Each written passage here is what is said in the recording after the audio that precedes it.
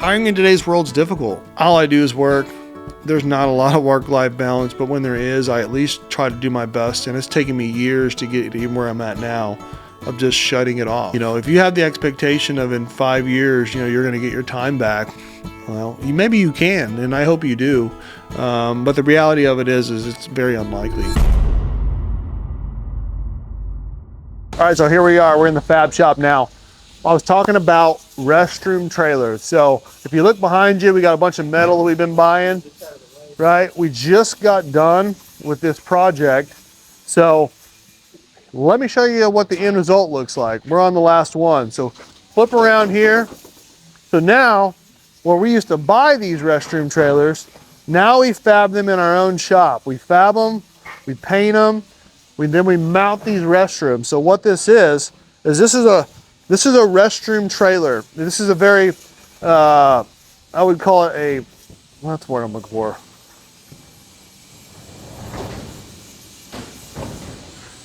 This is a very rudimentary trailer where we have some VIP trailers as well too, as I'm sure you guys have seen. But what we have here is we have a regular trailer with pinned stabilizers. So when we set this, we stabilize the unit. These come up and down.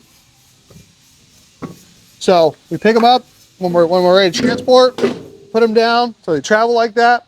So when they get to the site, they put these down. Got handrails. These things, these units, they open up the door. They come in.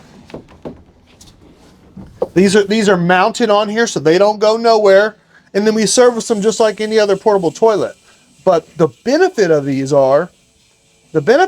things are mobile.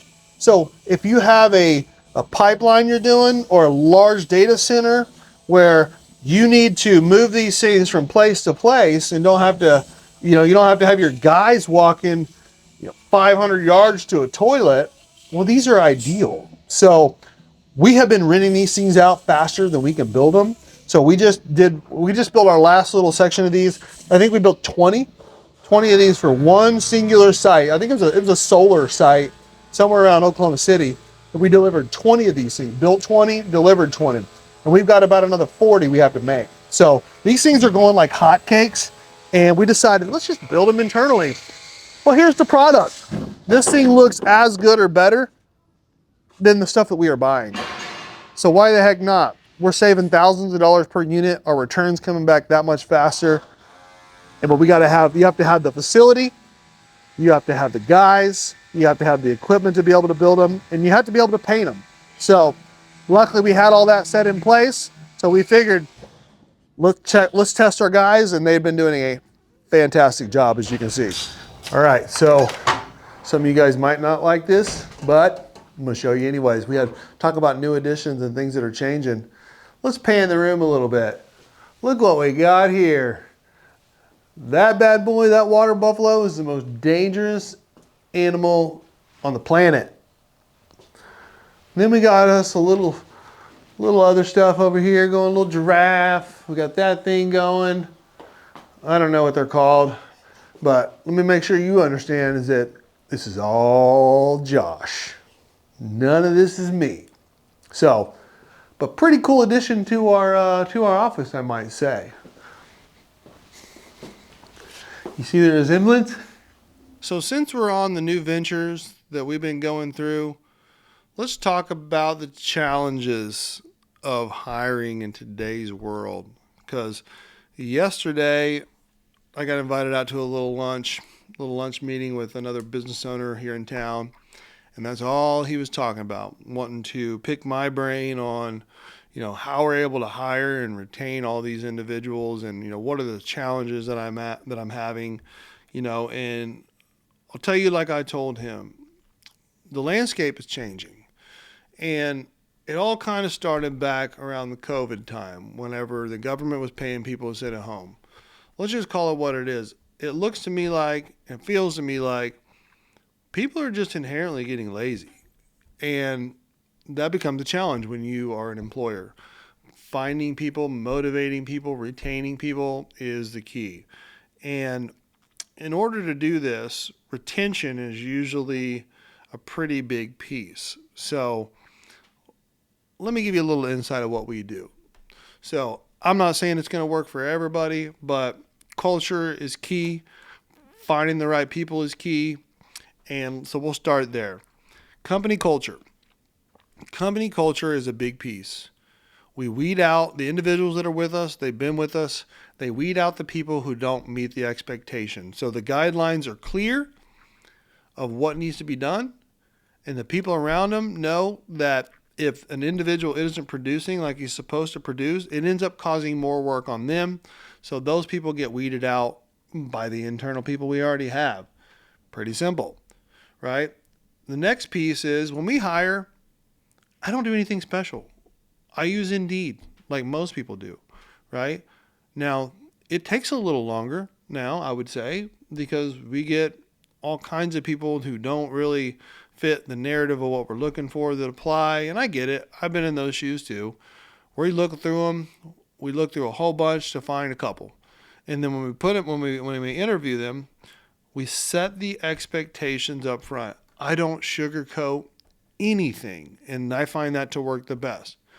I tell them exactly what's going to happen, what my expectation is, or if the COO is hiring, he does the same thing. Or if the CFO is hiring, he does the same thing. We don't sugarcoat. We tell them what it is. We tell them what the expectation is and what's going to happen if they don't meet them. Pretty simple, right? So setting the expectation up front is critical. Having a good culture that works people out that don't meet the criteria is critical, right? And then the last and final piece I think matters a lot is, number one, how you treat them when they're here. Make sure that they're the main reason. My people are the main reason why I'm able to get as large as I have so quickly, right? We treat them good. We do company parties. We provide them food. We do prizes, big prizes. We gave away our last one. I should have probably videoed it, but I didn't. Is we gave away 3 TVs and I mean just a boatload of stuff. I think we spent $7,000-8,000 on just prizes, providing them food, providing them drinks, good food. When we catered it in, right? Talk to them, tell them where the company is going, asking them questions, making sure to reset expectations, shaking their hands, telling them how much we appreciate them. A lot of things like that get overlooked. So we pay them right. We provide benefits. We pay for the individual's benefits. We have company parties. We tell them every day how much we care. We show them how much we care. Not just tell them, we show them how much we care. And if you can do all of those things and you have good management of people who care, you're going to retain your employees. But if you're off on culture, if you're trying to underpay them, if you're not providing them the correct amount of benefits like health and dental and vision and 401k, whether you're in the toilet business or you're running Microsoft, they're going to find other people who do. And last I checked, healthcare is pretty important. Sometimes 401k is pretty important to these individuals. So no matter the size and scale, if you can provide benefits, it's only going to help retain your people. So hiring in today's world is difficult. Take my advice on some of the things that I've done or don't, but these things seem to work very well for us. So hope you got something out of that. And last but not least, let's talk about a little something more personal, right? And that's, I told you I've got 3 kids. So as you can imagine, with the growth that we're having and 3 kids and a new house, work-life balance is the struggle, especially for any, new and oncoming entrepreneurs. Work-life balance is difficult, right? It's difficult for me.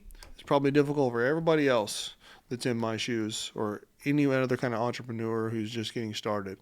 So I like to just digress. I have a 30-minute drive. Alex and I were talking about this when we were walking around a minute ago, but he's do you hate driving 30 minutes to and from work? The reality of it is, no, I don't. And I think that's a good separator for me because I try to digress on the way home and change modes. And I changed modes from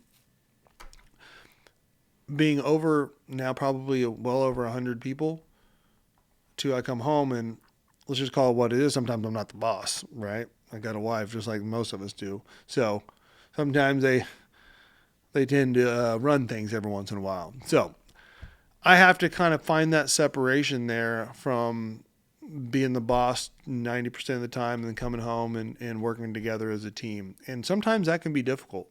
So don't overlook that. Family is the most important, and creating a work-life balance to the best of your abilities is important, right? So all I do is work. There's not a lot of work-life balance, but when there is, I at least try to do my best. And it's taken me years to get to even where I'm at now of just shutting it off, right? Shutting off the work to some degree. It's never all the way shut off, because this thing here never shuts off, because the next phone call could be the next best deal I have. So, talking to your spouse, talking to your significant other, making sure that you guys are on the same page is a huge thing, right? I wouldn't be where I'm at if my wife wouldn't take on all the kids' duties and everything else. And I do make the games and I make the practices and I take them to them sometimes, right? But she understands the importance of what I do and what I provide, just like I understand the importance of what she's doing for us and making sure that I can allocate the right amount of time to get us to where our family needs financially. So have the conversations with your spouse before you get started. I can't say that enough. And set the expectations. I feel like that's something that I didn't do as well as what I probably should have, which has caused some issues. But we worked through them together and figure that out. So, being an entrepreneur is hard, especially at the beginning. And, if you have the expectation of in 5 years, you're going to get your time back, well, maybe you can, and I hope you do. But the reality of it is it's very unlikely. Right. Mostly if you're continuing to scale and grow, your time, your work time is going to outweigh your family time. So have those conversations with your spouse and your significant other. Try to do some digressing on the way home and separate work from family life. It's difficult, right? But the better you get at that, and you're not probably going to be good at it right out the gate like I wasn't, but the better you're able to get at that, the better your life is going to be. Happy wife, happy life, as they say. So hope you guys got something out of this. Appreciate your time. And maybe next week we'll see Josh again.